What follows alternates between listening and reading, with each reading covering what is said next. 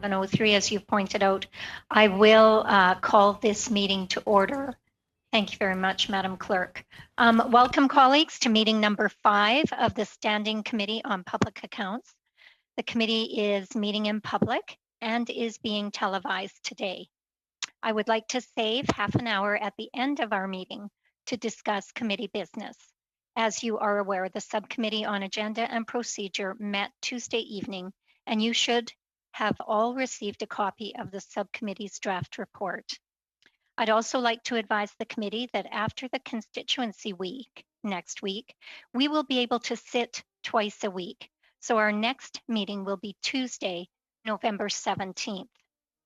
Pursuant to Standing Order 1083G, the committee is meeting today to study the Report 1, Follow-up Audit on the Transportation of Dangerous Goods, of the 2020 Fall Reports of the Commissioner of the Environment and Sustainable Development. Today's meeting is taking place in a hybrid format, pursuant to the House Order of September 23, 2020. The proceedings will be made available via the House of Commons website, so you are aware the webcast will always show the person speaking rather than the entirety of the committee. To ensure an orderly meeting, I would like to outline a few rules. You may speak in the official language of your choice. Interpretation services are available for this meeting. You have the choice at the bottom of your screen of either Floor, English, or French. For those participating via Zoom, before speaking, click on the microphone icon to activate your own mic. When you are done speaking, please put your mic on mute to minimize any interference. Should members need to request the floor outside of the time it has been given to them by me, you should activate your mic and state that you have a point of order. If a member wishes to intervene on a point of order that has been raised by another member, you should use the raised hand function. This will signal to me, your chair, that you have an interest to speak and then I can create a speakers list. In order to do so, you should click on participants at the bottom of the screen. When the list pops up, you will see next to your name that you can click raise hand. This function creates a list of speakers. Unless there are exceptional circumstances, the use of headsets with the boom microphone provided by the House of Commons is mandatory for everyone participating remotely who needs to speak. And of course, should any technical challenges arise, please advise me. I'd now like to welcome our witnesses. Joining us today from the Office of the Auditor General are Andrew Hayes, the Deputy Auditor General and Interim Commissioner of the Environment and Sustainable Development, Francis Michaud, Director, and Kimberly Leach, Principal. From the Canadian Energy Regulator, I would like to welcome Guitain De Silva, Chief Executive Officer, and Sandy Lapointe, Executive Vice President, Regulatory. From Transport Canada, we have Michael Keenan, Deputy Minister, Erin McCrory, Assistant Deputy Minister, Safety and Security, and Benoit Turcotte, Director General, Transportation of Dangerous Goods. To our witnesses, you will have 5 minutes to make your opening statements. So we'll begin with Mr. Hayes. You have the floor, Mr. Hayes. Merci. Madame la Présidente, je vous remercie. Madam Chair, I thank you for giving me this opportunity to discuss our follow-up report on the transportation of dangerous goods, which was tabled in Parliament on October the 27th. Joining me today are Kim Leach, the principal responsible for the audit, and Francis Michaud, who was on the audit team. Dangerous goods are solids, liquids, or gases that, when spilled or released, have the potential to harm the health of Canadians and other living organisms, property, or the environment. Examples include crude oil and petroleum products, toxic and explosive gases, flammable and infectious substances, radioactive materials, and corrosive chemicals. These goods play a key part in Canada's economy and society. They are transported throughout Canada by rail, road, ship, air, and pipeline. Spills and releases of dangerous goods can happen with any mode of transportation, and accidents can have tragic consequences. Therefore, these goods require special precautions to ensure their safe transportation. It is the job of Transport Canada to monitor and enforce transporters' compliance with laws and standards that are meant to ensure that dangerous goods are transported safely. It conducts inspection at rail, marine, road, and air facilities and buildings where dangerous goods are manufactured, stored, or received. Another of Transport Canada's key oversight functions is reviewing and approving emergency response assistance plans prepared by companies transporting dangerous goods. The Canada Energy Regulator, formerly the National Energy Board, plays a similar role by overseeing federally regulated oil and gas pipelines. Our recent audit followed up on specific recommendations from the audits focusing on the transportation of dangerous goods that we completed in 2011 and 2015. The audit also focused on whether the organizations followed up with companies that had contravened regulations to ensure the companies return to compliance, among other things.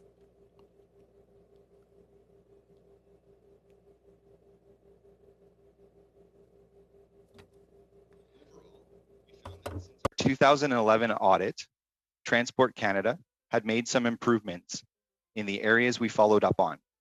For example, it strengthened some of its policies, procedures, systems, and guidance. However, Transport Canada has more progress to make to address the problems we identified in order to support the safe transportation of dangerous goods. We found that the department still had not followed up to ensure that companies addressed the violations identified through inspections. For example, the department had not verified that companies took corrective action on 30% of the violations we looked at. In addition, the department had not given final approval to many emergency response assistance plans. These plans outline what is to be done to respond if dangerous goods that endanger or could endanger public safety are released while being handled or transported. These plans must demonstrate that specialized personnel and equipment are available in a timely manner to help first responders, such as firefighters. We found that approximately 1/4 of the plans had not received final approval, some of which had interim approval for more than 10 years. We also found that although Transport Canada had developed and implemented a national risk-based system to prioritize its inspections, the underlying data was incomplete and outdated. For example, almost 1/3 of the sites included in the National Inspection Plan for the 2018-19 fiscal year turned out to be closed, had moved, were duplicates, or may no longer have been involved in the transportation of dangerous goods. In other words, at the time of our audit, Transport Canada did not have a clear picture of the community that it regulates or of the compliance status. As this committee knows, data quality has been a common theme in our performance audit reports across government. Good quality data is needed for good quality decisions. We made 5 recommendations to Transport Canada, and the department agreed with all of them. In its response, the department included specific timelines. With respect to pipelines, we found that since 2015, the Canada Energy Regulator had largely implemented the 3 recommendations that we followed up on and improved its oversight of companies that build and operate pipelines. For example, Mr. Hayes, I'm so sorry to Sir, interrupt. okay. We are past your 5-minute mark. If you would like to just bring your remarks to a conclusion, and then perhaps our members can pick up where you left off. Absolutely. Thank you, Madam Chair. I'll finish by saying we made some observations and a recommendation for the Canada Energy Regulator to improve the way it documents its analysis of pipeline approval conditions, and the regulator agreed with our recommendation. This concludes my opening remarks. We would be pleased to answer any questions that the committee may have. Thank you.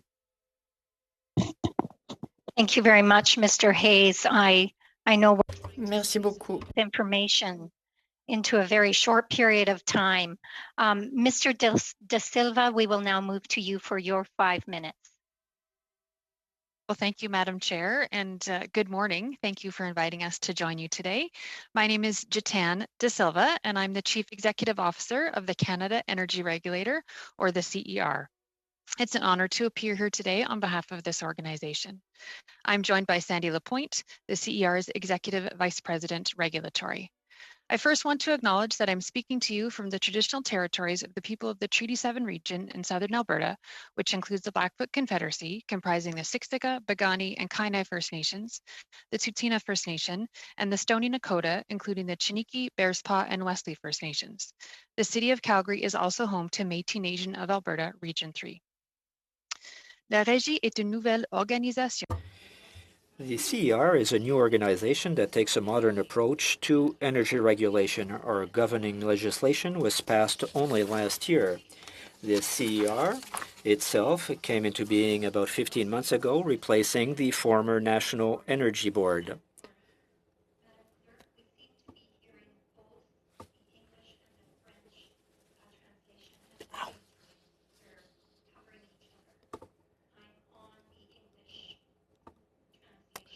Test 1, 2, English translation.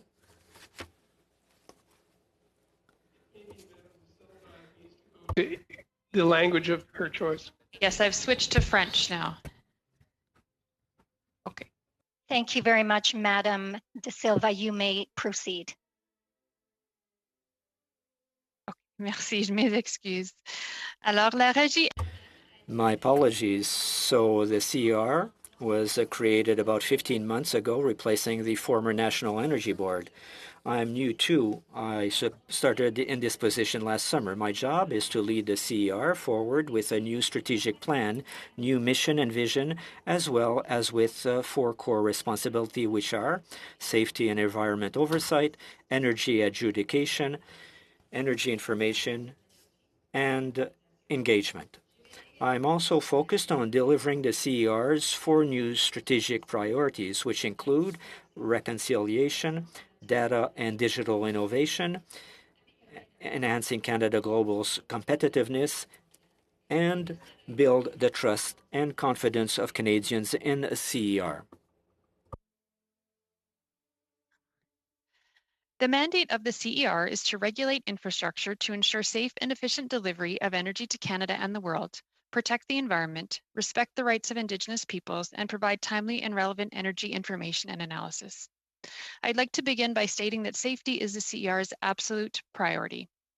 Our commitment to keeping people safe is at the core of who we are and what we do. As many of you have likely heard, sadly, there was a tragic incident resulting in a worker fatality last week at a Trans Mountain pipeline worksite near Edmonton. On behalf of the CER, I extend my deepest sympathy to the family and all of those affected by this tragedy. This is a truly heartbreaking event and a loss no family should suffer. I would like to share with the members of the Standing Committee what the CER has done following this tragedy. Work at the site was halted and 2 CER safety specialists were immediately sent to the site. Their role was to provide oversight of the company and the contractor's respective investigations and to conduct our own assessment of risk and noncompliance. Last Friday, the CER issued an inspection officer order to Trans Mountain regarding the incident. As the regulator, we share responsibility for overseeing occupational health and safety measures for the Trans Mountain expansion project with provincial authorities. The lessons learned from this investigation will be used to prevent other tragedies in the future. Passons maintenant à Now, turning to the Office of the Auditors General's release of its follow-up audit on the transportation of dangerous goods. The OAG audit focused on the extent to which the CER and Transport Canada followed on the recommendations from the Commissioner of the Environment and Sustainable Development 2015, focusing on the transportation of dangerous goods. As Canada's national energy regulator, the CER welcomes this audit, and it verifies that the system that the former NEB implemented in response to the 2015 audit are in place. The 2015 audit put the organization onto a path to identify what was important and to up its game. Overall, the OAG found that the CER has largely implemented the recommendations from the last audit, and we've improved our oversight of companies that build and operate pipelines. More specifically, they commended the CER's Operations Regulatory Compliance, or ORCA system, which is used to track and document compliance oversight activities. The OAG also noted that we've improved our follow-up measures to make sure companies take corrective actions to address any non-compliance activities. The OAG did have one recommendation relating to how the CER documents the analysis of filings for the approval of conditions. The OAG recommended that the CER should ensure that it has documented its analysis of company submissions about how pipeline approval conditions have been satisfied. The CER agrees with the OAG's recommendation. We are taking steps to address the OAG's finding and implementing corrective action by the end of 2020. Specifically, we will ensure that the correct documentation is added by updating the guidance to our staff and the systems that we operate. I would like to thank you for giving me the opportunity to come before you today to speak of the work of the CER. We are committed to continual improvement, and we will always take on board any measures like this audit that can help us become a better regulator. Before I wrap up, I would like to thank the CER staff who worked so hard on this audit. Their professionalism and passion are greatly appreciated. I look forward to your questions. Thank you. Thank you very much, Madam De Silva. Now we will go to Mr. Keenan for your 5-minute presentation. Good morning, and good to see you again, Madam Chair. Thank you for the invitation to appear before the Standing Committee on Public Accounts today. As part of the audit of Transport Canada's Transportation of Dangerous Goods program, the Commissioner for the Environment and Sustainable Development issued 5 recommendations to Transport Canada. And at the outset, I would like to thank the interim commissioner and his team for their rigorous review of the program. We take very seriously the findings and recommendations from this audit, and we've begun implementing them. We also recognize and appreciate the value of this audit in helping us continually improve our oversight in the safe transportation of dangerous goods in Canada and deliver on our mission to be a world-class regulator. As noted in the audit, Transport Canada has made some important progress in terms of addressing the earlier recommendations from the CESD. These include implementing agreements with all provinces and one territory to share data related to the transportation of dangerous goods, given it's an area of shared effort between governments, clarifying requirements for the review and approval of the emergency response and assistance plans, the so-called ERAPs, and adopting a risk-based plans to target inspections.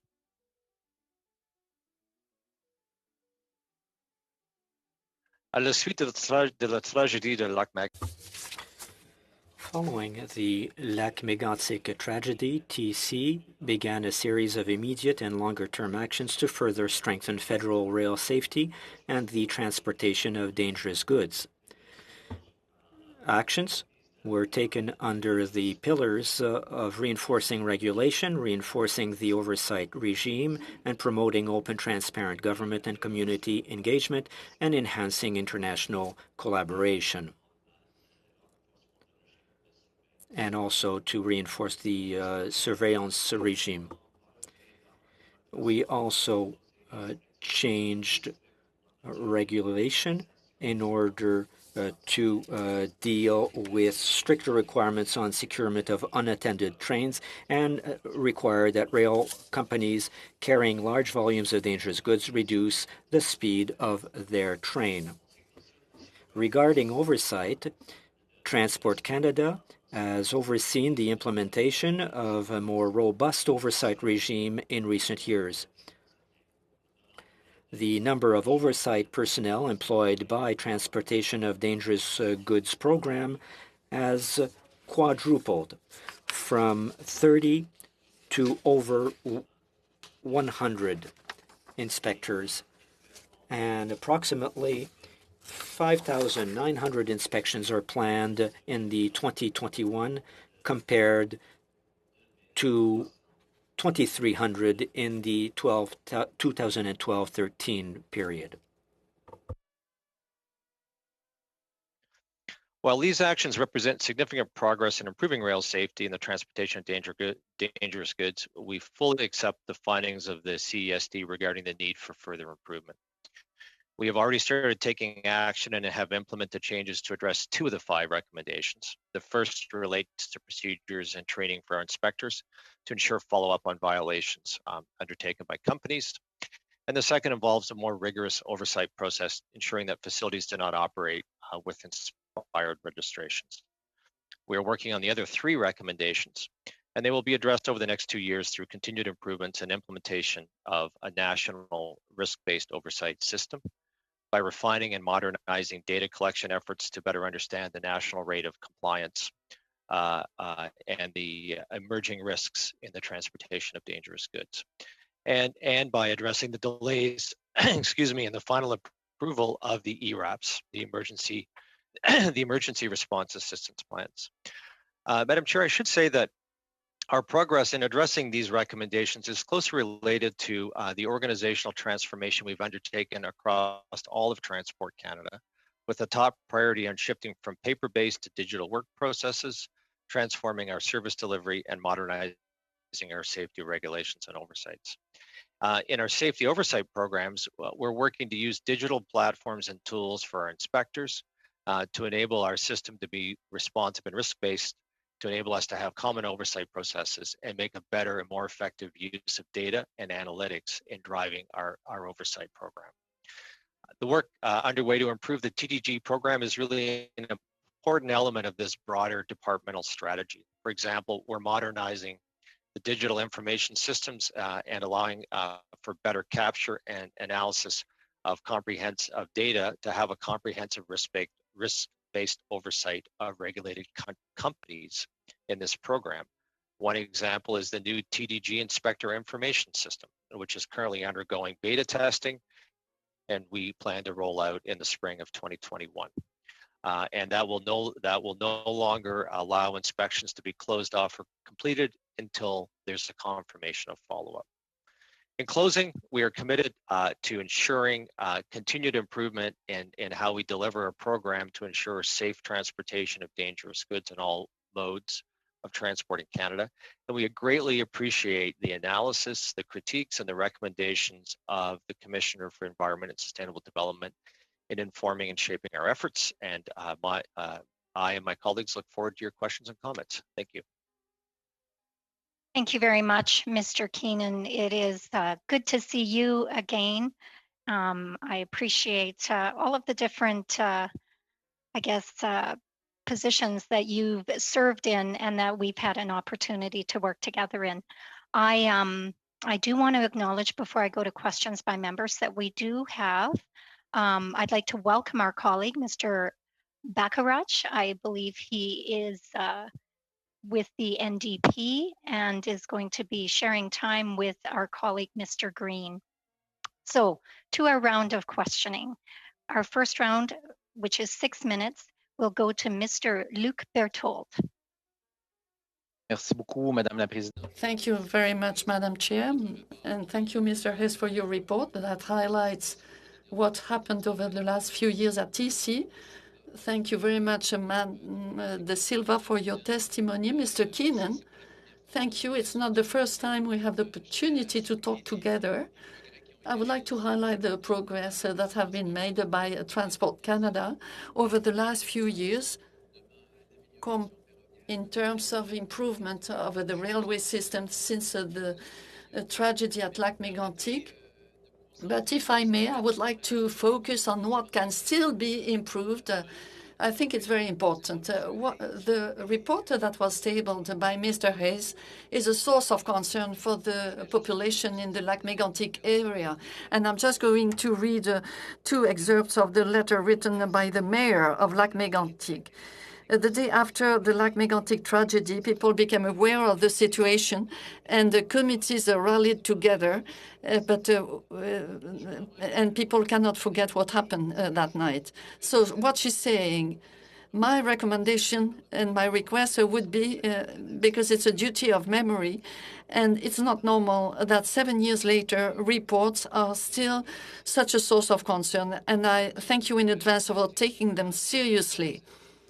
You have decided to act, but the population is really worried at Lac-Mégantic because it takes too long before getting a response.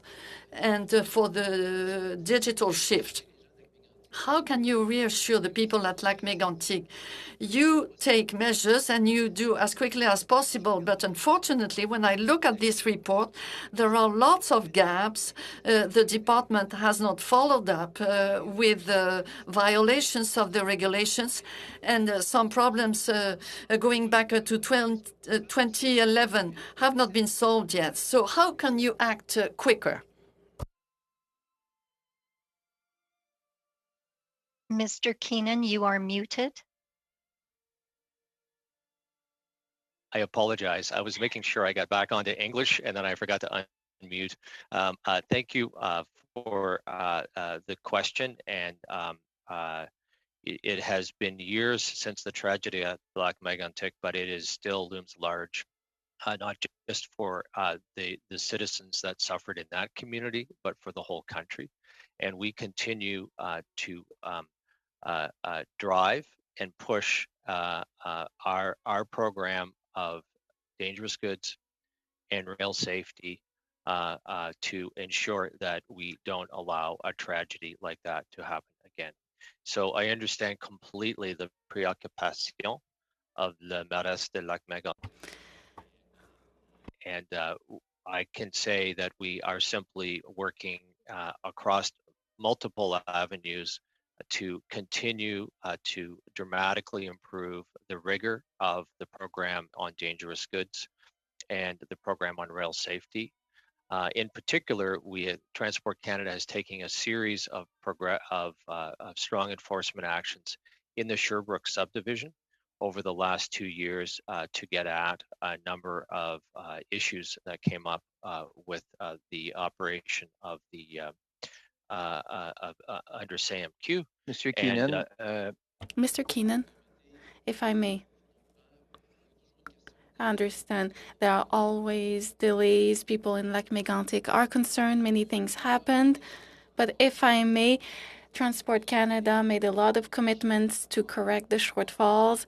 But with every single report, we go back in time. For example, in the report, we said that 18 out of the 60 infractions Transport Canada did not verify to make sure that there would be corrective measures for the infractions, and there were no follow-ups with the companies to make sure that there was evidence that there was corrective measures. And it's very worrisome to read that because especially when one has experienced a tragedy such as the one in Lac-Mégantic. In 2009, I sent a letter to Minister Garneau to ask him to stop to use dangerous goods by rail in Lac-Mégantic because the rail was not in good condition. And I have to say that I did not even get an acknowledgement of receipt from Transport Canada or from the Minister of the Minister.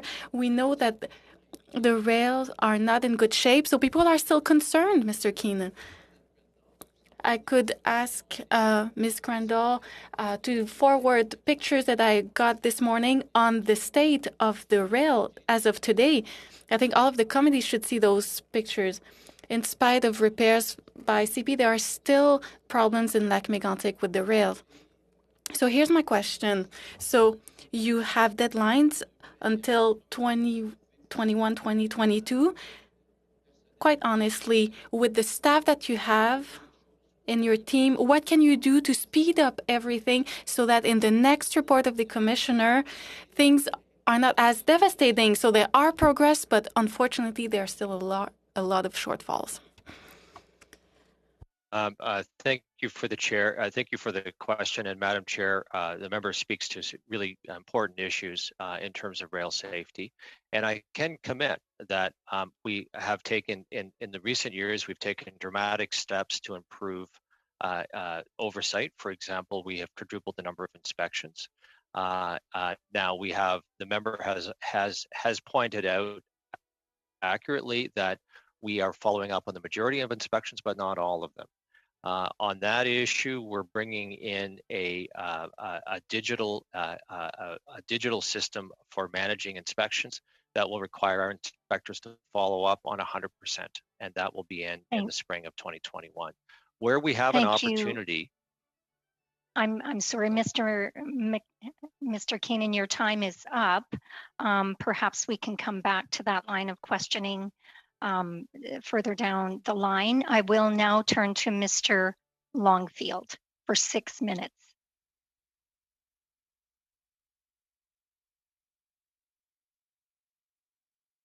Okay, sorry. Got one device going and not the other. And thank you to all the witnesses again for the presentations for us today. I'm going to follow up on data, but with Mr. Keenan, that was something I had a question about. But first, I'm looking at the audit scope, and maybe with Mr. Hayes, I was very interested when I read the audit that you were using sustainable development goals as part of your audit plan, specifically 3.9, which is to substantially reduce by 2030 the number of deaths and illnesses from hazardous chemicals and air, water, and soil pollution and contamination. Are we typically using the United Nations Sustainable Development Goals as part of our audit plans? Thank you. Yes. So the Office of the Auditor General has been using and incorporating sustainable development goals and targets into our performance audits across the board. So you can expect to see this as a frequent or regular part of our audit reports for both the Commissioner and the Auditor General. Terrific. Thank you. And to Ms. De Silva, interesting, a new department which has some expanded scope compared to the old Energy Board, which includes Indigenous reconciliation. And I'm wondering with your department how you might be using Indigenous governance in terms of us meeting our regulatory requirements for transportation of dangerous goods through Indigenous communities. Well, thank you for the question. We actually recently announced an Indigenous Advisory Committee, which was put together back in August of 9 members representing Indigenous nations and communities across Canada from coast to coast to coast. We have 1 member from each of the national Indigenous organizations, as well as 6 other members representing leadership in their communities, a really diverse set of views. And their job is to provide strategic advice to our board on a range of issues. So that would be everything from issues such as Indigenous monitoring and how we can better include Indigenous peoples in monitoring and oversight throughout the entire regulatory process, to more specific issues like increasing the cultural competency of the staff within this organization. So we're always looking for opportunities to increase that voice. Here we have placed reconciliation as one of our priorities, and so we are really very focused on that, and Great. Our Indigenous Advisory Council will really help us to get there. Terrific. And how does that work get translated to departments like Transport Canada, which then has to change some of its operations and standards, I'm guessing, that would be audited?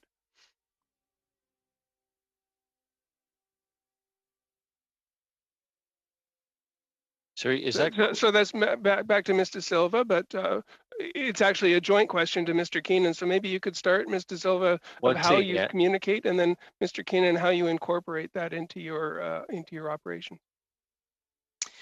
Well, we certainly share the lessons we've learned across the federal government family, and we will be doing so going forward. There's a variety of fora for that.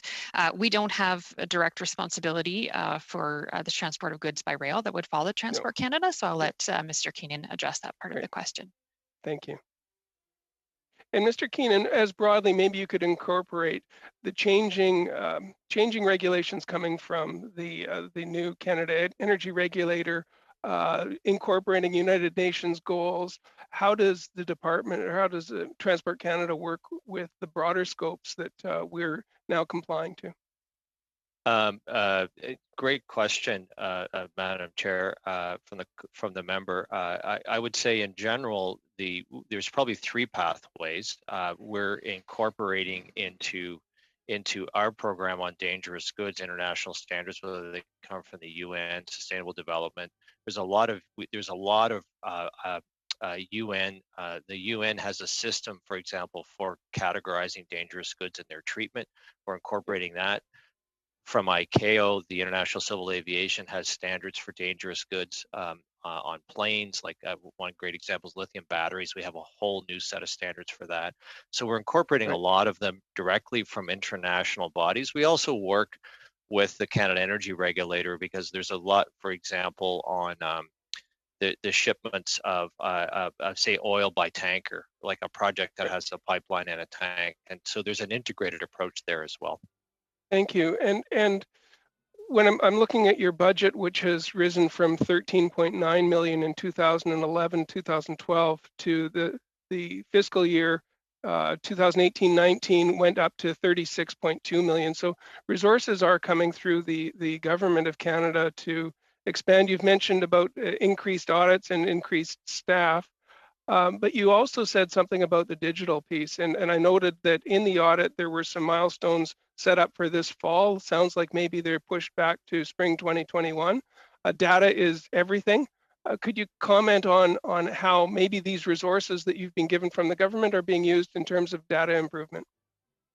Sure, I'll comment generally, and I may invite a supplement from my colleague, Minister Turcotte. We are we're doing exactly that. We're building a system where inspectors use handheld devices to enter data directly, and we're putting in more sophisticated digital databases, so we escape the kind of problem that the CSD found, where sometimes there were some data quality problems in if there are 3 infractions under the same section of the TDG reg, you only recorded one. So we're working to fix all that and get a continuous cycle of better data, both from our inspections and other sources, that informs a risk-based inspection plan, and have, I would say, frictionless inputting of that data from the frontline inspectors.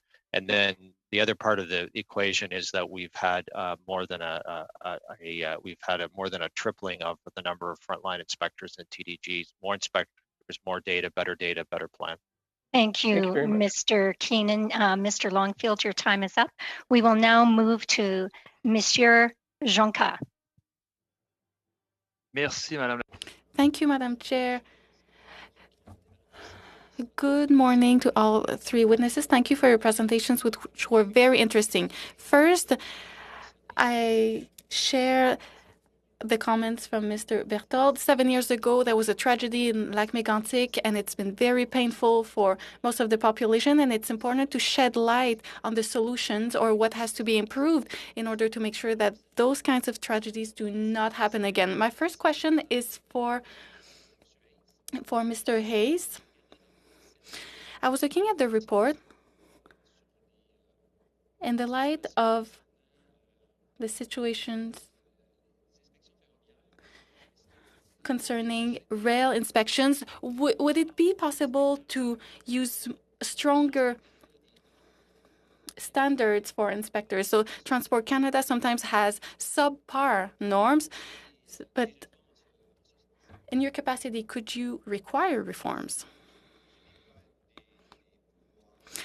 I do not have the ability to do that.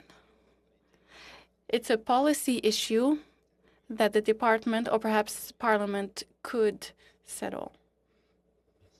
Thank you. Also, Transport Canada. So the number of inspectors for rail safety increased. It doesn't seem to be enough. So do you have more information about that?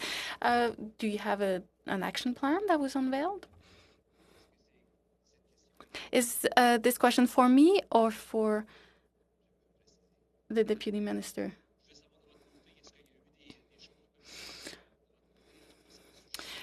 In your team, have you unveiled an action plan? So if I understood correctly, the department increased the number of resources, the number of inspectors to solve issues that we noticed in 2011, but we drafted recommendations that are similar, but there are still problems, and I believe that the department could talk about their action plan. Great. Thank you, Mr. Hayes. So now to Mr. Keenan. On page 4 of your report, it says that for surveillance, your department has inspectors that are so that the number of inspectors quadrupled. In what year did it quadruple? Because we do not have any dates in the report. Thank you for the question. They've quadrupled from 2012 to 2020. They went from 30 to we went from 30 to 130 inspectors under the Program for Transportation of Dangerous Goods, which covers all modes that the federal government inspects. And on rail safety over this period, we went from 107 inspectors to 152. In addition to increasing the number of inspectors and increasing the number of inspections, we use the development of risk-based, we use data to develop risk-based inspection plans to better target those inspections. And as per the recommendations from the CESD, we're working to improve the data quality in that targeting. Juste pour bien comprendre, Monsieur Keenan. To make sure I understood correctly, are we talking about inspectors that work for the program of transportation of dangerous goods? Because I have an article here from July 2013, and at the time, Transport Canada said that it had 101 inspectors for rail safety. But now you're telling me from 2012 to 2030, there were it went from 30 to 130 inspectors. But from 2013 to 2020, there was only an increase of 4 inspectors every year. That's a very good question, and thank you for the opportunity to be more precise on this issue. We have, at Transport Canada, we have, there are 2 different major programs of inspection. The transportation of dangerous goods, which includes rail, but also includes marine and air, and through provincial authorities road, and that implements the Transportation of Dangerous Goods Act. And we have a separate program of rail safety inspectors that implement the Rail Safety Act. In the case of the transportation of dangerous goods, the number of inspectors has increased from 30 to 130. Which is the more than quadrupling of the number of inspectors. I think the statistic that you're referring to probably relates to rail safety inspectors. That number increased in the statistics I'm looking at from 107 in 2012 to 152. So the number of rail safety inspectors went up by about 50%, and the number of dangerous goods inspectors went up by over 300%. Thank you very much, Mr. Keenan. I believe that Mr.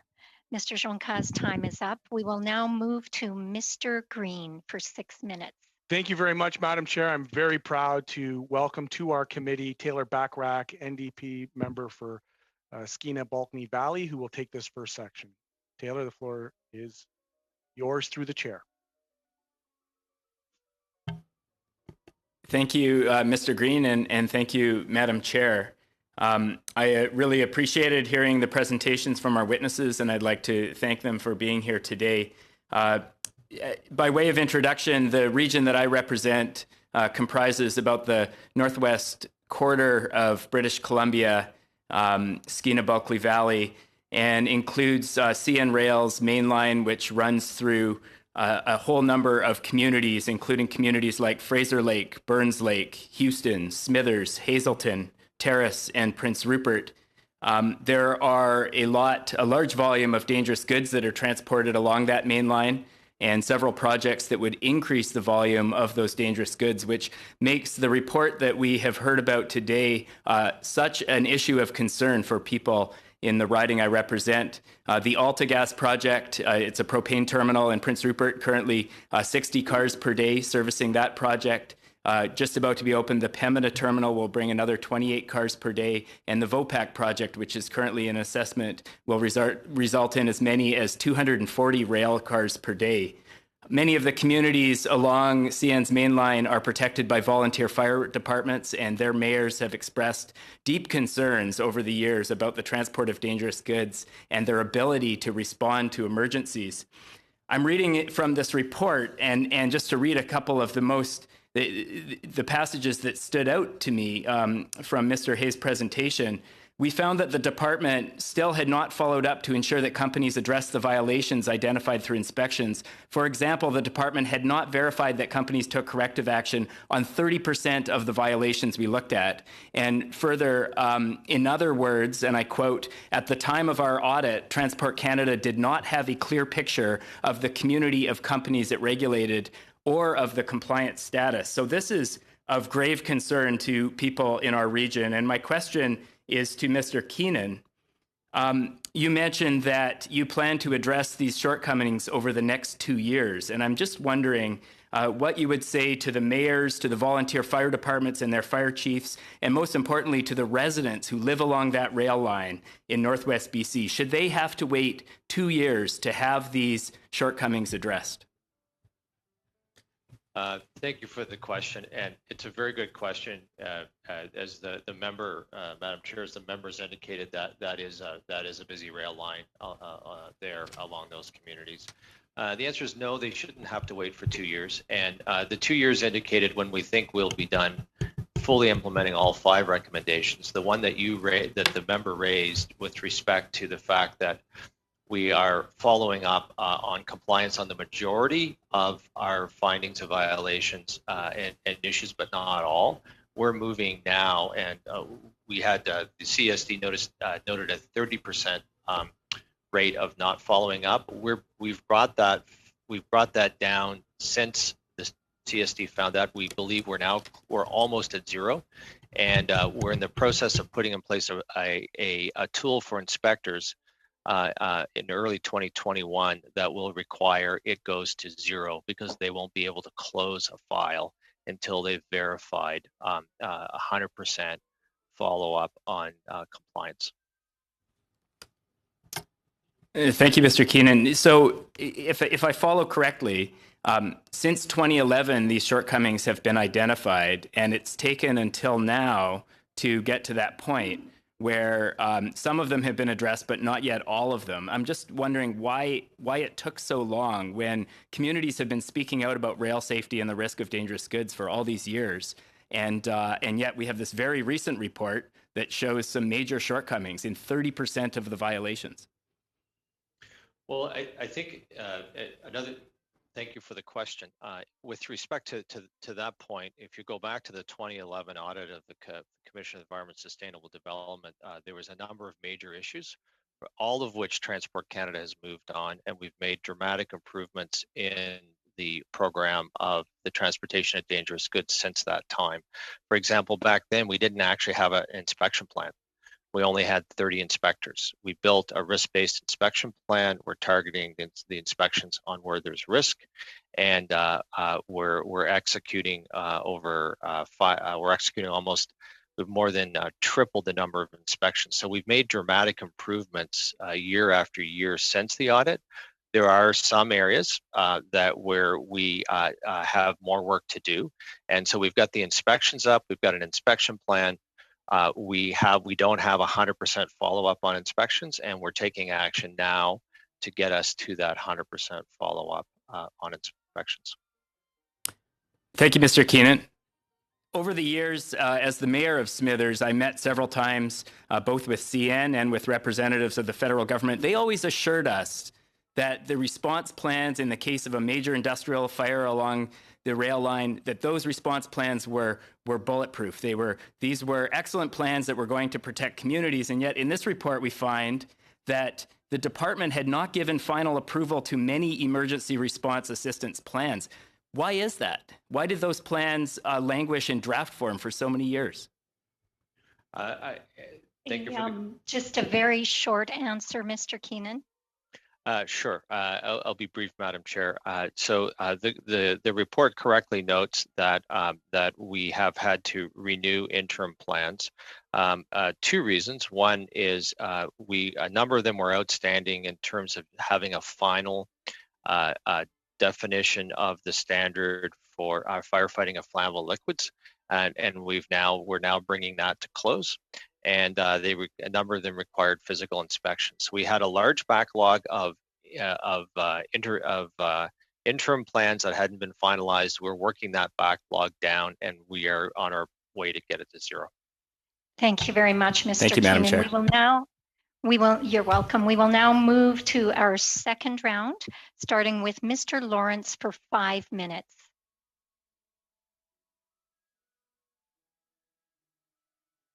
Perfect. Thank you, Madam Chair. And I would like to take this opportunity to introduce a motion.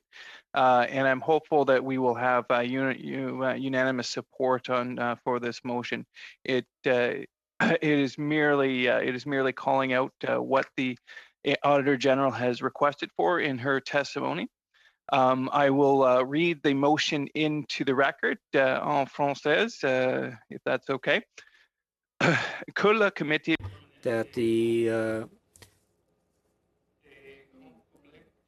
the committee requested the government to supply the Office of the Auditor General the $31 million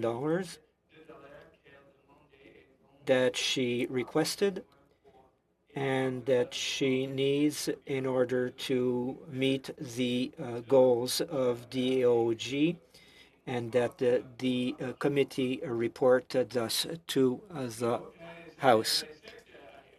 This motion should have unanimous support, as it is just merely formalizing the request that the Auditor General has put in place. She did say in her testimony as well that in fact the government was sending positive signs that in fact they were going to provide her this information. But as I'm sure all members of the committee are aware, the Auditor General's work is extremely important. And if in fact, if they are not properly funded, we miss out on getting important information that will allow the government and indeed all parliamentarians to make better decisions, as great decisions are based on great information. So I look forward to your questions and comments on my motion, and also hopefully look forward to getting unanimous support of the committee. Thank you very much, Mr. Lawrence. So we can move to debate on this motion. It was circulated to all members in both official languages, giving the proper amount of time to be on notice. So Mr. Lawrence, I just want to confirm that you would like to move to debate rather than waiting for this to be taken care of in committee business? Yes, thank you. I would like to move to debate. Thank you very much. I see Mr. Longfield would like to speak to the motion. Yes, and it's a good motion. I do want to have more dialogue with the witnesses that have prepared to be here today. The details with 31 million and what time frame that's over. She did indicate to us that discussions were very positive and going well with the government. So we'd like to support the Auditor General and make sure that she has the resources she needs to do the audit work with her department. Thank you very much, Mr. Longfield. Mr. Sobera. Thank you, Chair. Good morning, everyone. Of course, MP Lawrence, always great to see you, my friend. I'd like to, if we can, if the agreement, go to dispense and go to a vote on Mr. Lawrence's, MP Lawrence's motion. Thank you very much. Is that a motion to dispense? Yes, it is. Thank you very much. I would have to admit that I am learning as we go on these proceedings. So, Madam Clerk, if we have moved to dispense, then I assume that we move directly to taking a vote on the motion that has been presented. If there is no other debate, yes. I do see Mr. Berthold's hand up. Thank you. Merci beaucoup, Madame la. Thank you, Madam Chair. I agree that we should move immediately to the vote. Normally, we should vote on Mr. Silvera's proposal and then on the motion, but we can move directly to the vote. Thank you.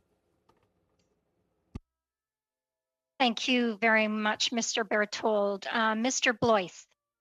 I'll be very quick, Madam Chair. I just want to say I certainly, what other members have said, support the motion. I think it's important that the Auditor General has the resources, particularly given the fact that there has been an expansion of program spending to address COVID-19. So I just want to put that on the record. Thank you, Madam Chair.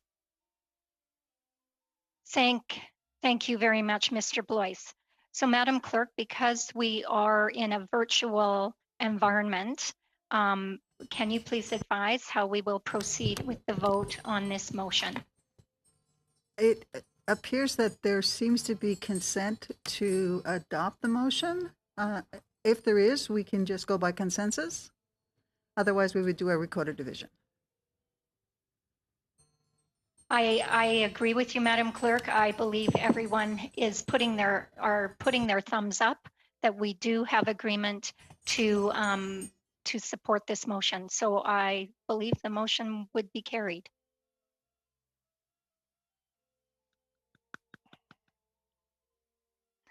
Thank you very much, Mr. Lawrence. I am not sure if you have any time left, but we will, Madam Clerk, do you have the clock still running, or are we through the time has expired. Thank you very much. I had assumed so. We will move to Mr. Fergus to carry on with our questioning of our witnesses. Mr. Fergus, for 5 minutes, please. Merci beaucoup, Madame la Présidente. Order, Miss Chair. Yes, Just, Mr. Just pour être sûr, Madame.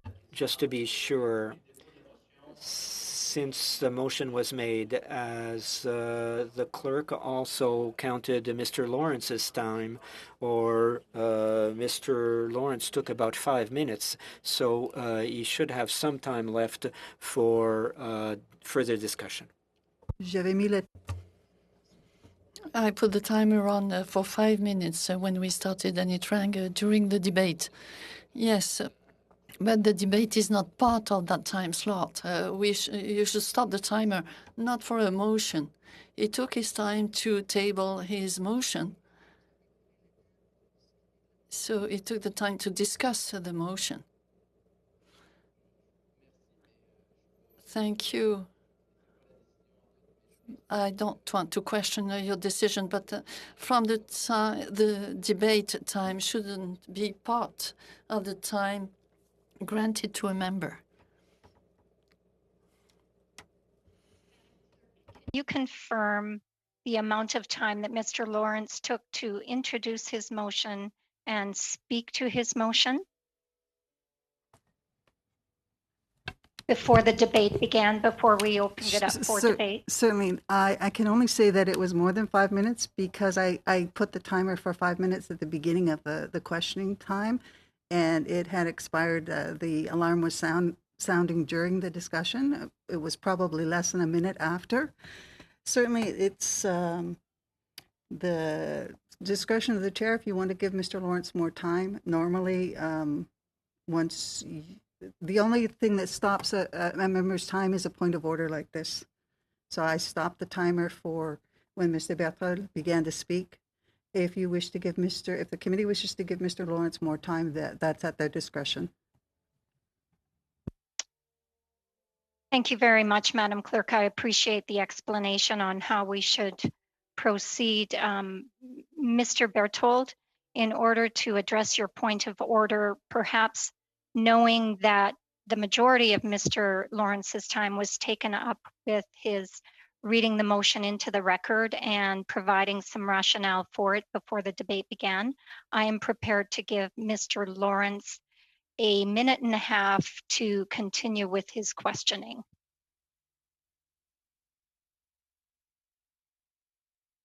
Thank you, Chair. And not to further complicate things, but could I cede my time to Mr. Weber?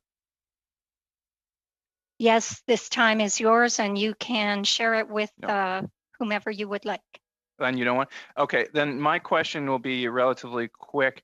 I just have some concern with respect to what happened with the Trans Mountain and the loss of a life there. And I'm wondering if there's any additional information that our witness, Ms. De Silva, could provide on that. And obviously, she said that there might be, in reading media reports, there might be signs of a contravention. Is there any other detail that she can shed on that at this point? Madame De Silva. There. Sorry, I was on mute. Thank you very much for the question. So of course, the CER expects to have zero incidents from its regulated companies, and as I said before, really the core of everything that we do is safety. So we did deploy 2 safety inspectors to the site immediately following this tragedy.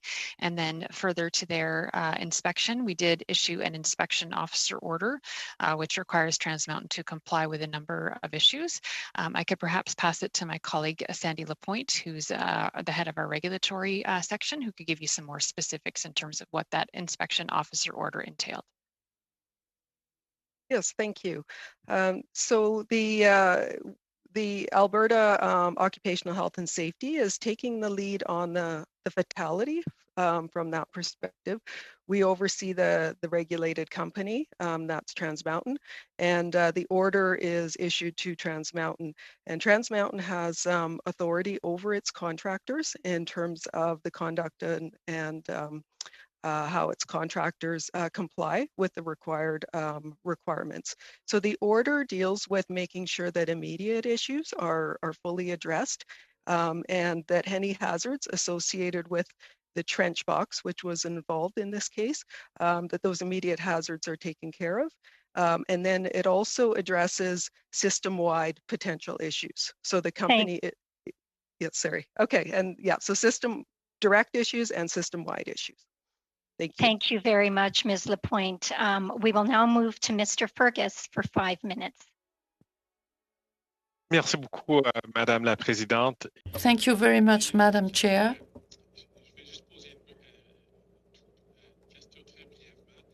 I have a short question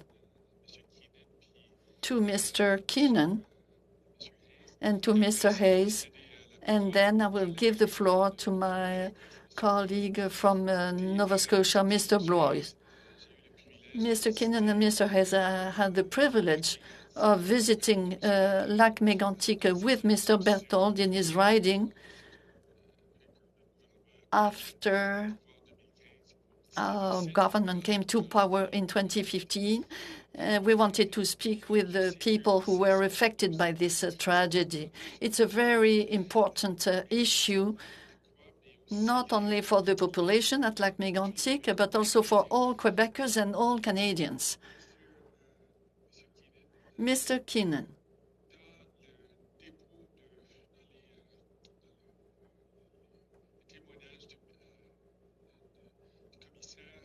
When the commissioner testified, he said in the 8th paragraph that the department didn't check whether companies took measures to check whether there had been any violations in 30% of the issues they examined. Well, I guess they didn't review all the violations received by the department. So I know that you have taken steps to correct this situation, but could you give us an idea today? If the auditor came to your department today, would she find that the number is far below 30% now?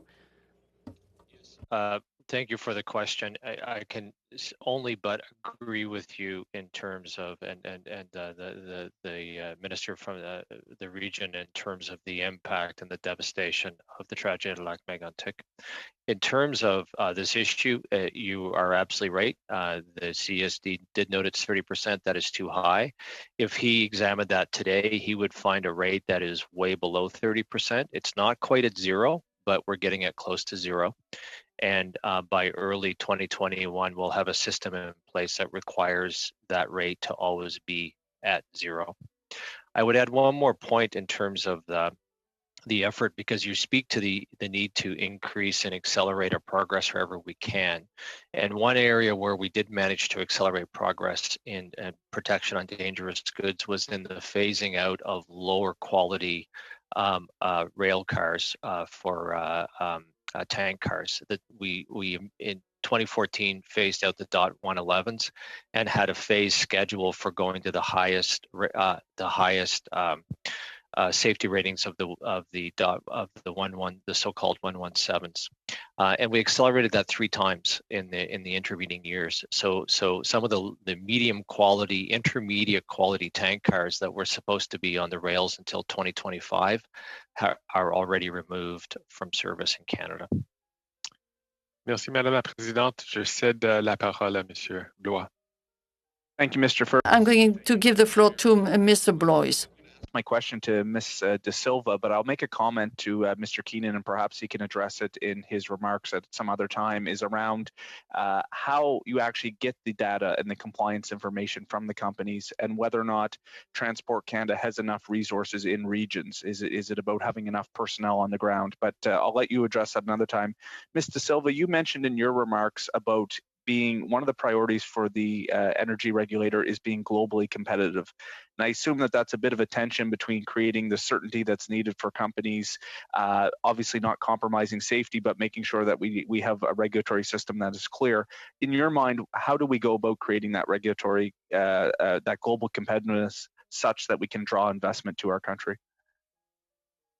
Well, thank you very much for the question. You're correct that our legislation does, in fact, explicitly state that we have an obligation to enhance global competitiveness. So a few of the things that we're doing in that regard is to increase the transparency and predictability of our various processes. And part of this includes putting increased information online. So we also have a commitment to providing energy information and analysis. So we're working right now to put, in fact, about 60 years worth of data, which we have currently in binders and PDFs, online and accessible to people. And then also working to automate some of our more simple application processes to decrease the timelines involved in that, and also to help people better understand where they are in the process. We also regularly engage with industry and a wide variety of stakeholders to understand where the challenges may be, and then incorporate that feedback. So one of the things we're doing at the moment is looking at our onshore pipeline regulations and launching a review of that and looking for input, because we are very, very much focused on this point. And as you said before, looking to enhance global competitiveness while, of course, always putting safety first, protecting the environment, and advancing reconciliation all at the same time. Thank you very much, Madame De Silva. We will now move to our 2.5-minute round, starting with Monsieur Jonca. Merci, Madame la Présidente. Je vais m'adresser. Thank you, Madam Chair. I'm going to ask a question to Ms. Da Silva. We know that the Trans Mountain pipeline is expanding, and I'm really concerned about this in terms of emergency preparedness. In 2015, according to the federal report by the Commissioner for the Environment and Sustainable Development, there were some striking aspects. For instance, there was room for improvement in terms of reviewing emergency manuals. It was in the last audit, and it seems that there are still key information missing. And since 2016, the pipeline safety legislation came into force in 2016. So what's happening with the CER since the implementation of this new regulation?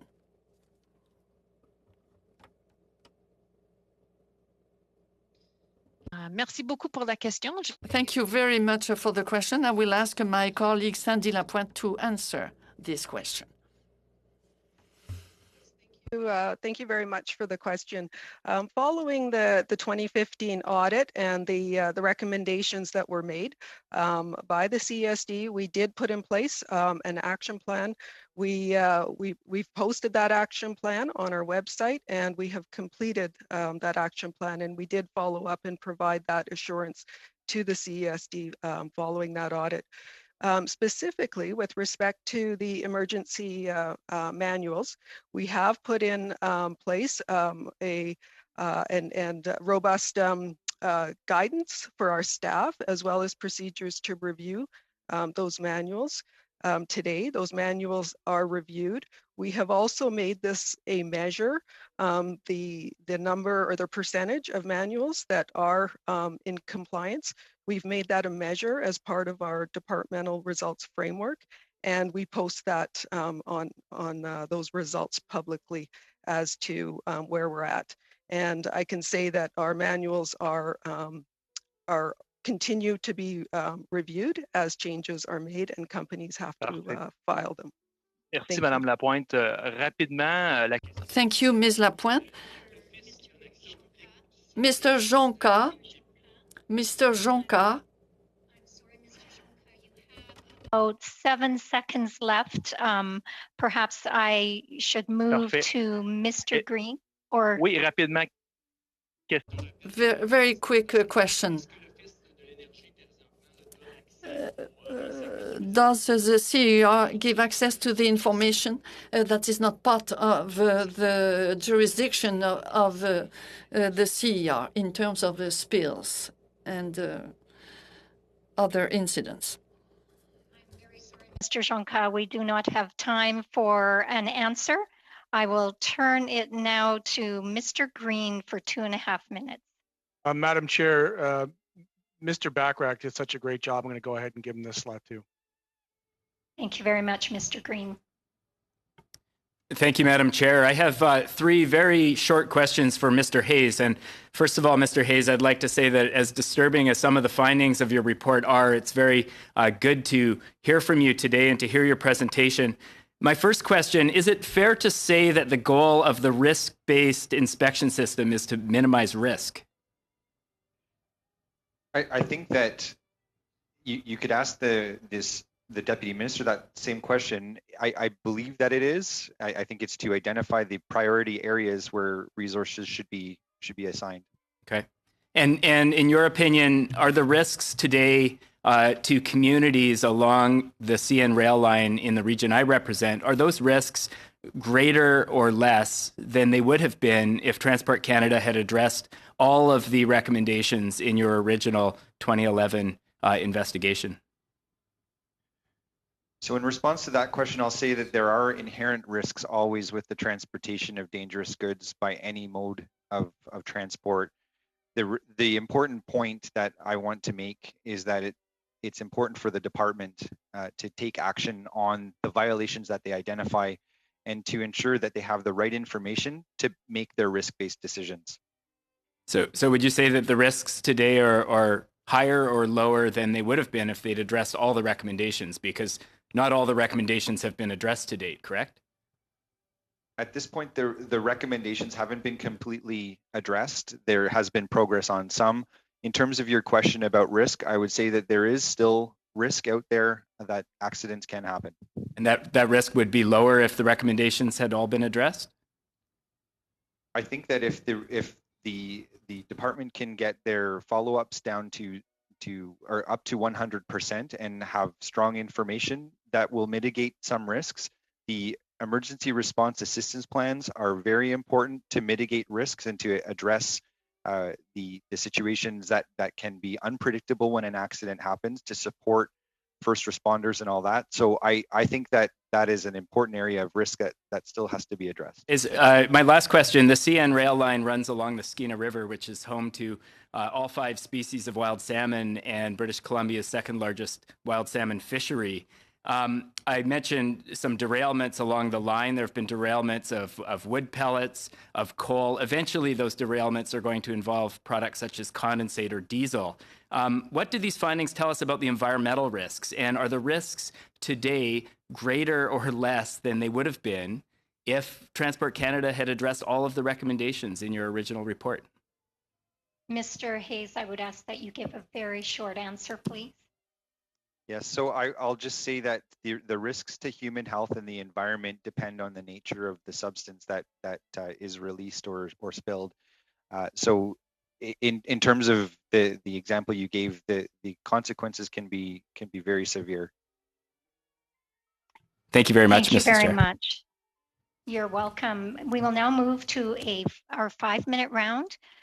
We will start with Mr. Weber. Thank you, Chair. In the opening statement of Mr. Hayes, he had mentioned with respect to pipelines that that the Auditor General found that since 2015, the Canadian Energy Regulator has largely implemented the 3 recommendations. And so I just want to congratulate Ms. De Silva for her wonderful work and the work of her staff. I think it's fantastic that you've addressed these, and that is a good thing. Just a very quick question with regard to the tragedy in Edmonton. And of course, my sincere condolences to the family as well. But how long was that site halted for, Ms. De Silva? Or is it still? Well, first of all, thank you for your kind words. And yes, in fact, so the work related to the trench boxes in question remains halted while this inspection officer order is in place. So that includes requiring the company to suspend use and operation of these trench boxes until it can demonstrate its capability and capacity to oversee such high-risk activities. And also the company needs to conduct an investigation to determine the root causes of the incident. And only once we as the regulator are satisfied that those objectives have been achieved would the work continue with those specific pieces of equipment. Any thoughts on how long it will take in order to do the compliance assessment and the assessment of the risks? I'm personally not able to speculate. I don't know if... Okay. Okay, well, I'll just move on then. But we do know that transporting goods such as oil is much safer by pipelines than it is by rail. And it is also more environmentally friendly as well. So at the same time that we are continuing to increase our use of rail by oil by rail, in the last 10 years, it's increased, it's almost doubled, which I find I don't understand. So I guess I would address my questions to Mr. Keenan here now. In your statement, Mr. Keenan, you had mentioned that Transport Canada has also amended regulations to impose stricter requirements on securement of unattended trains. And I guess my thoughts are here is, why do we have unattended trains that carry dangerous goods? What is the frequency of unattended trains carrying dangerous goods? Thank you for the question. The Transport Canada has, in recent years, in several rounds, strengthened the rules with respect to the securement of unattended trains. And I don't have offhand the statistics on unattended trains with on dangerous goods, but it can happen in the course of a train journey that the train is actually unattended for some period of time.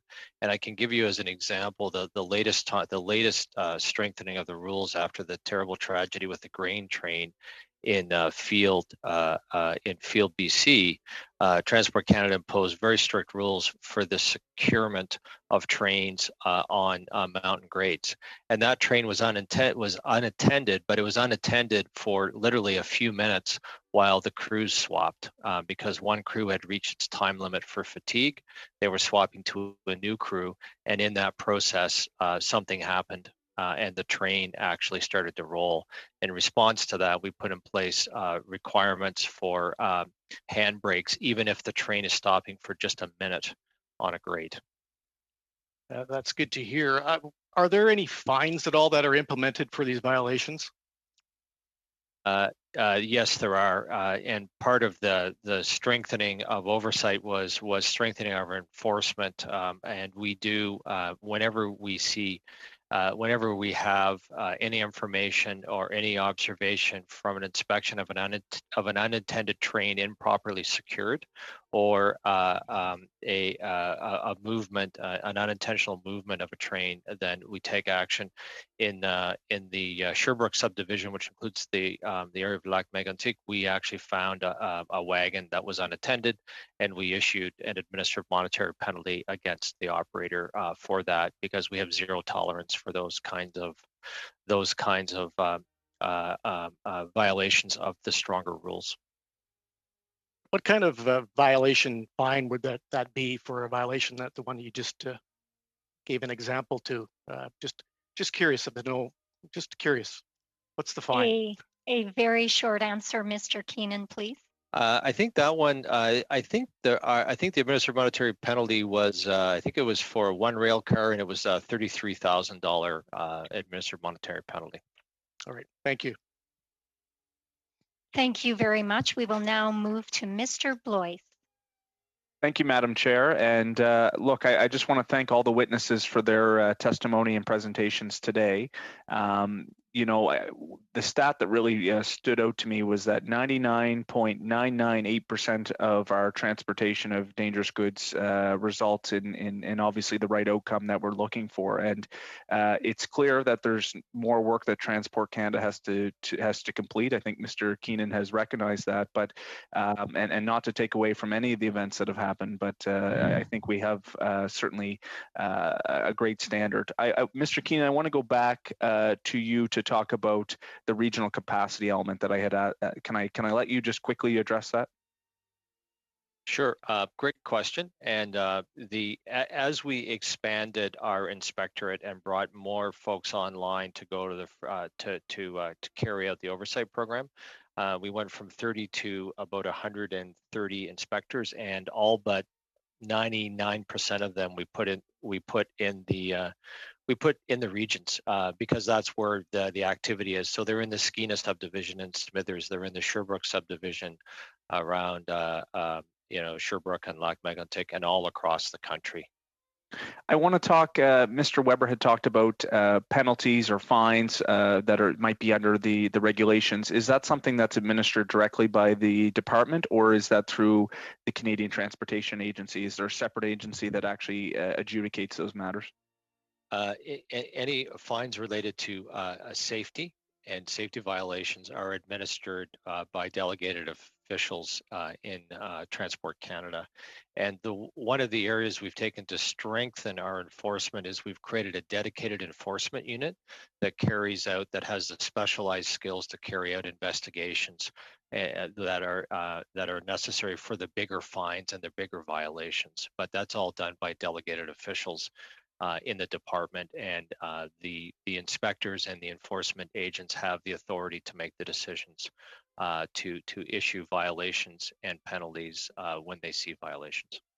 I'll ask the quick question quickly, and not that we necessarily want to penalize our companies that we have to trust are trying to do good work and keep the safety as top of mind, but as those inspections have increased and you've put more boots on the ground, so to speak, has there been an increase in the amount of fines or compliance issues that have been adjudicated through those procedures?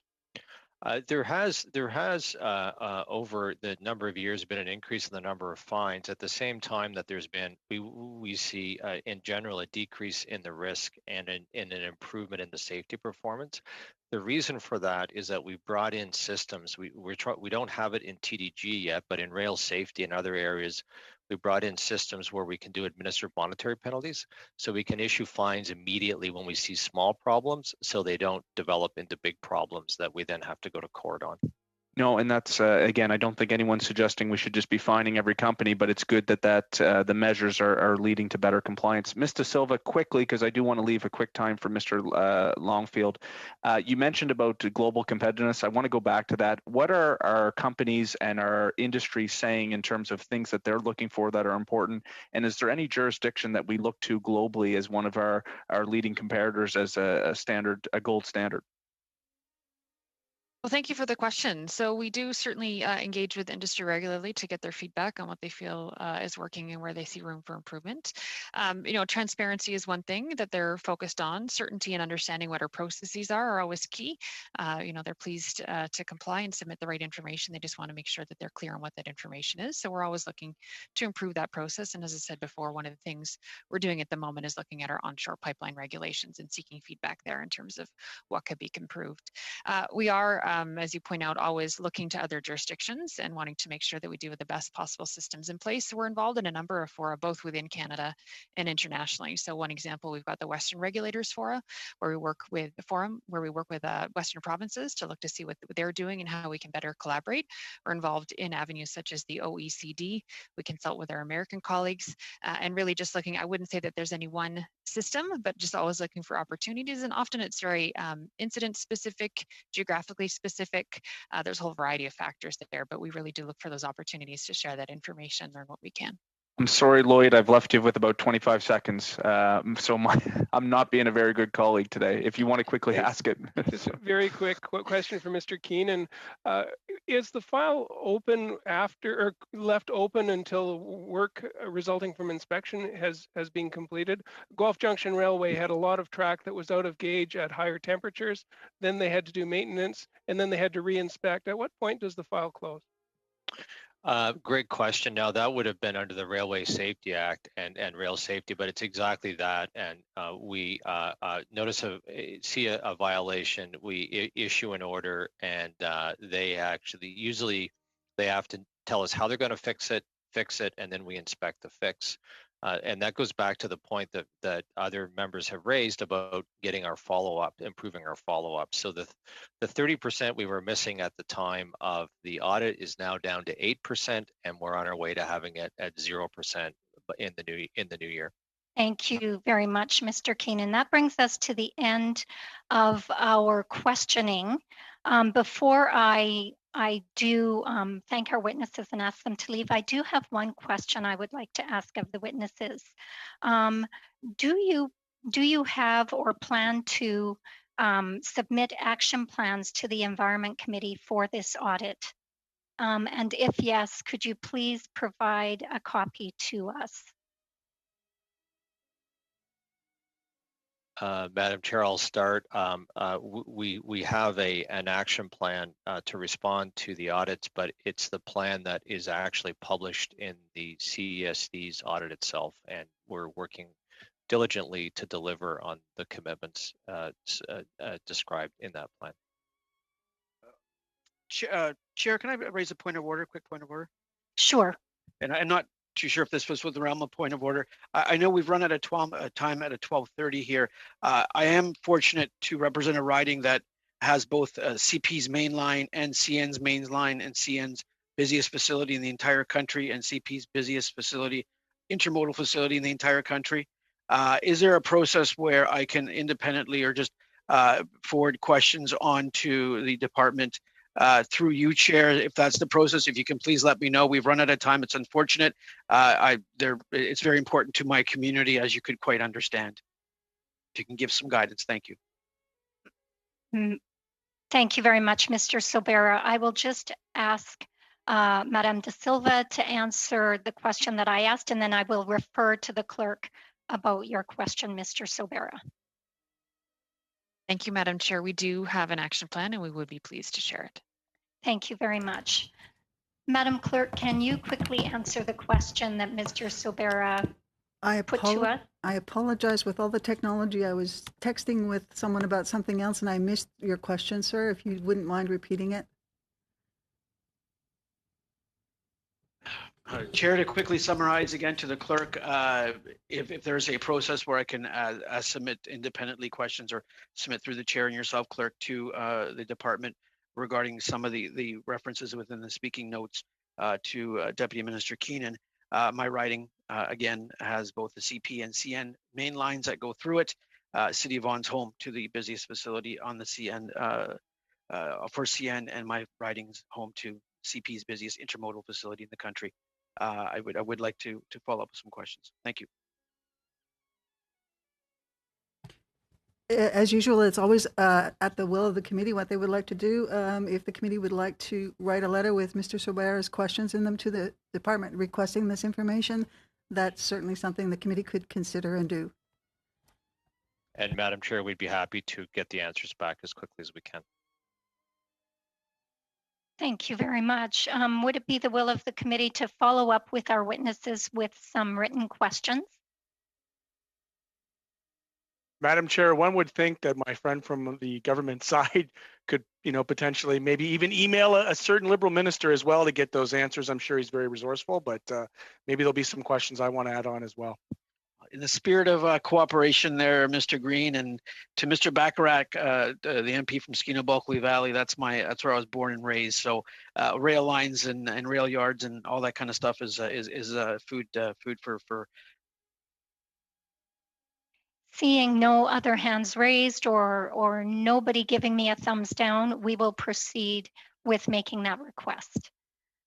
I will now. I'm sorry, Ms. Chair. Oh, yes. Order. Yes.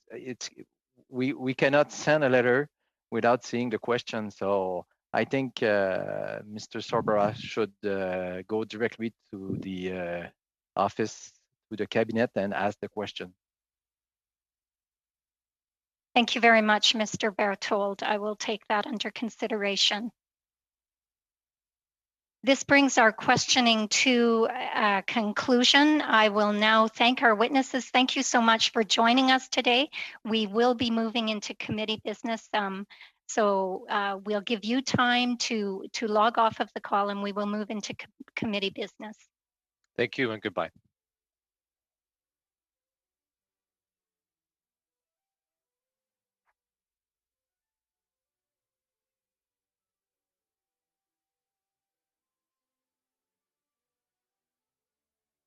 All right. Have our witnesses had time to log off?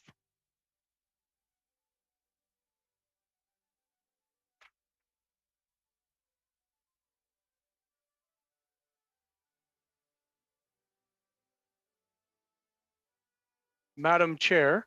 Yes. In our transition, you may recall we spoke lengthily at our subcommittee meeting. My hope is that we can move in an expeditious way to just adopt this, because I felt like there was perhaps more deliberations than may have been administratively necessary in our last subcommittee meeting, and I would love to see this just kind of be presented and moved on. Thank you very much, Mr. Green. And of course, that will depend on the number of interventions that colleagues would like to make, given the report that is being submitted by the subcommittee. So with that, Madam Clerk, are we able to proceed? The witnesses have left. Thank you. Members, you all should have received the subcommittee report. I would ask whether or not you would like us to go through it point by point. Perhaps we could leave the first 2 points until after we have gone through the work plan that's also presented in this report. Would you like to proceed this way, going through the report point by point, leaving the first 2 points to the end? Yep, I think this is a good idea. Thank you very much, Mr. That sounds right. And it's great to hear that we've got two meetings a week, so that schedule that Andre worked on is going to line up with where we're heading. So. And Madam Chair, I think if you ask, I think you will find unanimous consent about all the point after the two first points about the scheduling for the fall. Thank you very much, Mr. Berthold. Do we have unanimous consent for the report points 3 to 9 as presented? We do. Thank you very much for that. That's very efficient. I hope that meets to your satisfaction, Mr. Green.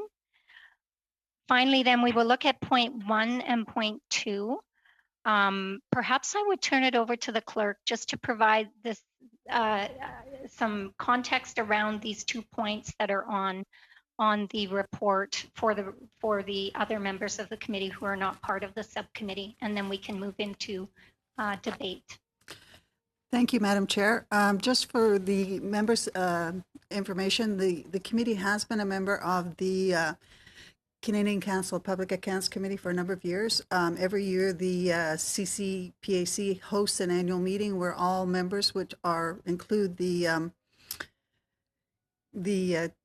members of the Public Accounts Committee of each province and territory, and they have an annual conference, and they have asked us on a number of occasions to host it. We've never been able to, and they've asked us to host the 2022 annual meeting. The previous rendition of this committee had agreed to do that, and because of the election and the prorogation, now it's for this committee to decide. We've made some informal tentative moves to move forward because of the time, and I will provide members with information about the association, and I was able to find some actual paper copies of programs. I couldn't find any electronic ones, so I will scan them and send them to the members shortly. And basically, it's a question of the committee deciding they will host the meeting and then giving the chair and myself instruction to prepare a budget that the committee would then adopt and that we would take to the Board of Internal Economy for approval, and see what kind of situation we can set up in case there is an election before 2022 and members of a new committee don't have a chance to vote on hosting this meeting. So it's really the beginning process steps. Previous members of this, chairs of this committee that spoke to you a couple weeks ago were certainly very in favor of the federal committee hosting this. In a way, we're a bit delinquent. We, not for any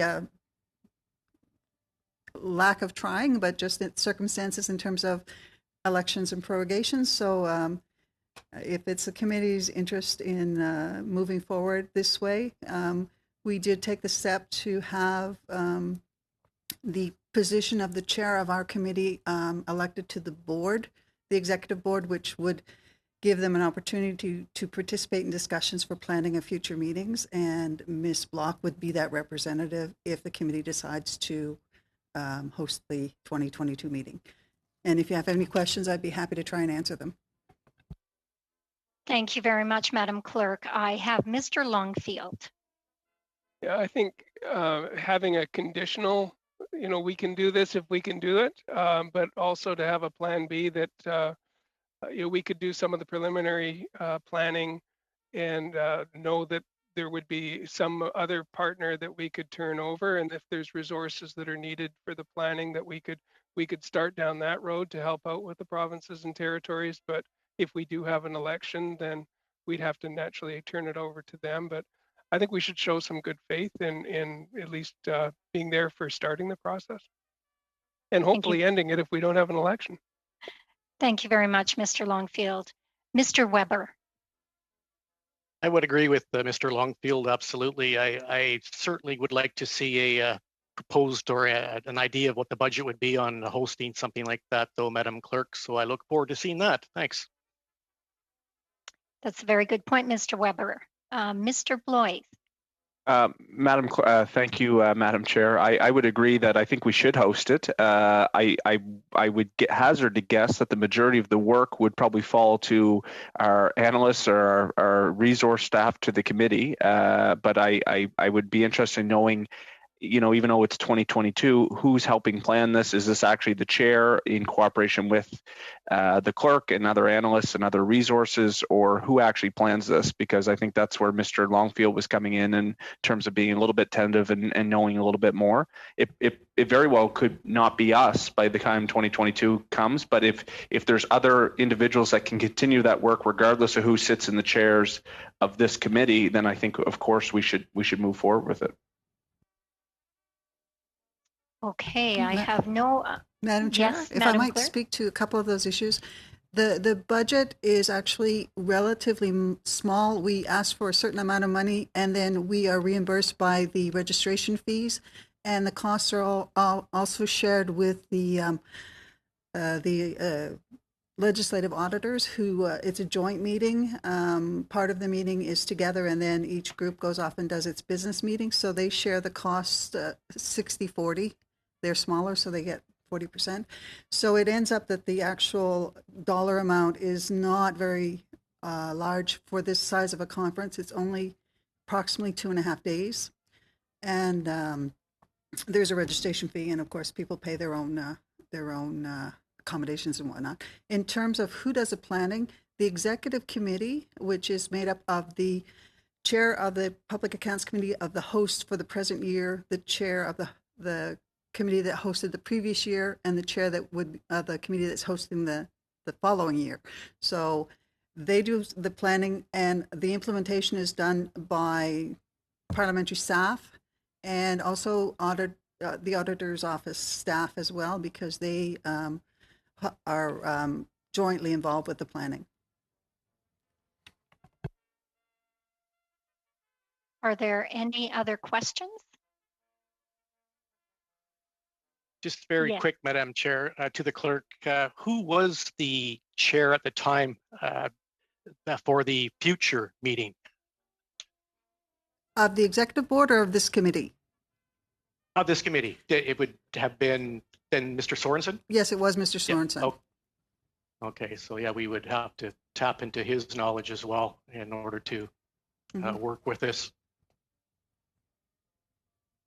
Thank you, Mr. Weber. Any other questions?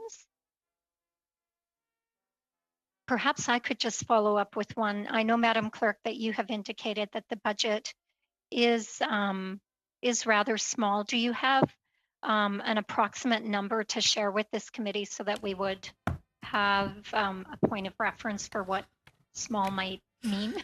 I'm trying to remember. I believe it was something like $25,000, and like I say, about 60% of that we actually get back in registration fees and whatnot. And the normal participation in this conference is about 100 people.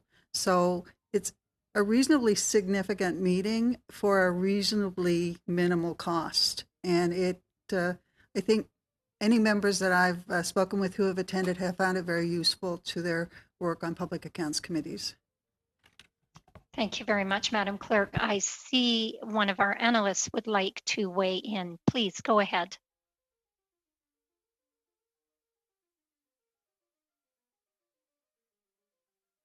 Please unmute yourself.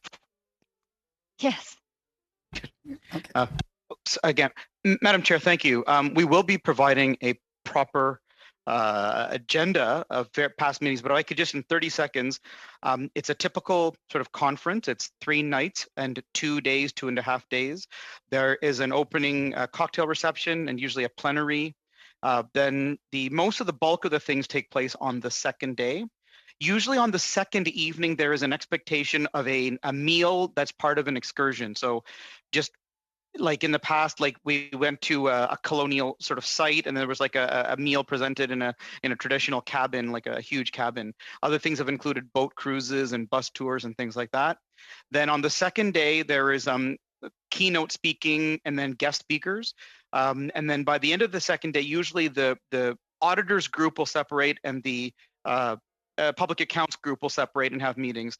It is, in the past 4, I've been the chair of the federal public accounts is always invited to speak, as is the auditor general. So it is a combination of most conferences that we've all attended, and that's sort of the general structure. So there would be likely for people coming to Ottawa a lot of excitement because it isn't one of the provincial capitals. There's also the Gatineau Hills, there's the canals, there's the rivers, that sort of thing would come into effect. Thank you very much. Mr. Fergus. Merci beaucoup, Madame la Présidente. Thank you very much, Madam Chair.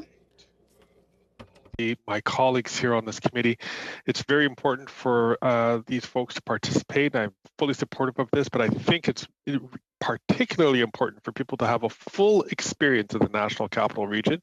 And I hope I can count on all your collective support to encouraging people to cross that bridge and come over to Hull Aylmer, which we all know is really the crown jewel of this area. And we will certainly show all participants a great time on our side of the river. So I'm asking all my colleagues here to make sure that we encourage our clerk to have a good part of the this event over on the Quebec side of the river. Greg's house. Madam Chair, I disagree. I think we should have the federal meeting actually in Nova Scotia in wine country in the Annapolis Valley. There's nothing saying all our federal activities have to happen in Ottawa in the capital region, despite Mr. Fergus's great suggestion about his hometown. Come to the Annapolis Valley. If it were to happen in the national capital region, I hope I can count on your support. Thank you very much, both of you. I believe Ms. Yip would like to weigh in.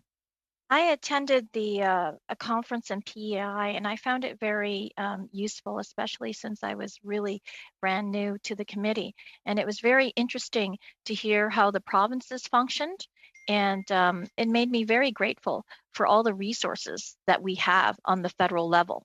So I think it's definitely worth hosting. Pardon me. Thank you. Thank you very much, Ms. Yip. I appreciate all of the interventions that have been made on this motion. So I'm wondering if the committee is ready to adopt the motion that is in the report regarding this conference. I'm seeing thumbs up. All right. Then it looks like that's supported, that is carried. Then I will ask, shall the report be adopted? Yes, great. So our next meeting then will be on Tuesday, November 17th. Yeah, Madam Chair. Yes. Just want to ask a last question. Sorry, Mr. Green, about la session de formation. On the training session. I don't remember the name of the association that we were supposed to have. Is it still on the planning of the committee? Because we didn't talk about it during the subcommittee. Thank you very much, Mr. Berthold. Yes, we had indicated, I think most of the members, if not all, had indicated that they would like to continue the training that we started this session out with. So I will refer back to the clerk to provide us with an update, and I was remiss not to have that on the agenda for our subcommittee. Thank you for bringing that up. Yes, I apologize as well for not bringing that to the committee's attention. They had indicated they would be able to do a presentation, but not till late November. We haven't set a specific date. We would probably have to do it in one of our committee meetings, as the new schedule we received for 2 meetings a week has said we cannot sit in the evenings in the 6:30 to 8:30 time slot, because those slots will be reserved for other committees as their regular sitting time. So perhaps we could discuss it at the next meeting. They had indicated they would prefer to come the week of the 24th, 25th of November. So perhaps members can think about that and we can discuss it at the next meeting. Mr. Berthold, would you like to respond? So I'm good with it, because I think that was the date for a public account. So yeah. We don't know if we will have it. So we're just waiting, and this is good. We will wait. Okay, thank you very much. And we will keep that on our radar. Seeing no other hands up to make any interventions, is the committee in agreement to adjourn the meeting? Great, thank you so much. Have a great day. Salut tout le monde.